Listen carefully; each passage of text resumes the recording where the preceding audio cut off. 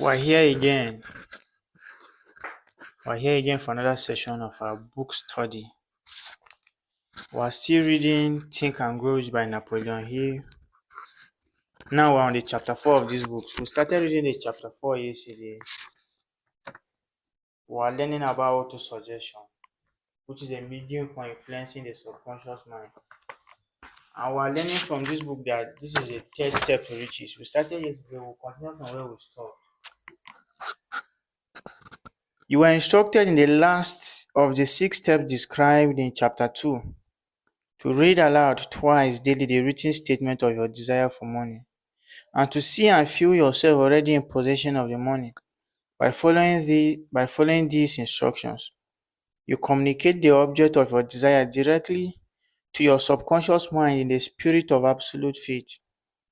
Through repetition of this procedure, you voluntarily create thought habits favorable to your efforts to transmute desire into its monetary equivalent. Go back to these 6 steps described in chapter 2 and read them again very carefully before you proceed further. Then, read very carefully the 4 instructions for the organization of your mastermind group described in chapter 7. By comparing these 2 sets of instructions with that which has been stated on autosuggestion, you will see that the instructions involve the application of the principle of autosuggestion. Remember, therefore, when reading aloud the statement of your desire,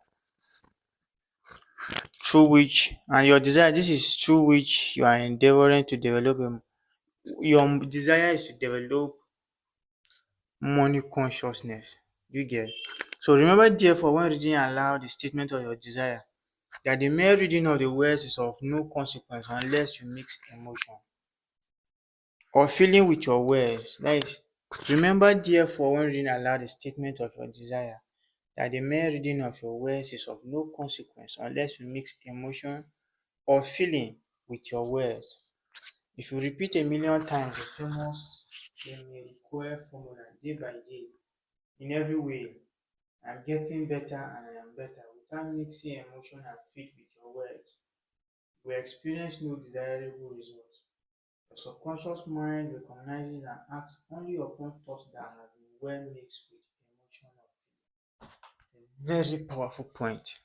I think will stress on this point before we move forward. It is self-explanatory. There is nothing to explain, but I will repeat it again so that we will listen to it and we will grab it. We say your subconscious mind recognizes and acts only upon thoughts that have been well mixed with emotion or feeling. This is a fact of such importance as to warrant repetition in practically every chapter. The lack of understanding of this is the main reason the majority of people who try to apply the principle of autosuggestion get no desirable result. We're learning here that it might be that the reason why autosuggestion is not working in your life is because you do not mix your thoughts with feeling and emotion. Plain unemotional words do not influence the subconscious mind. You will get no appreciable result until you learn to reach your subconscious mind with thoughts or spoken words that have been well emotionalized with belief. To emotionalize your words and thoughts with belief. Do not become discouraged if you cannot control and direct your emotions the first time you try. Remember, there is no such possibility as something for nothing. Ability to reach and influence your subconscious mind has its price and you must pay that price. You cannot cheat even if you desire to do so.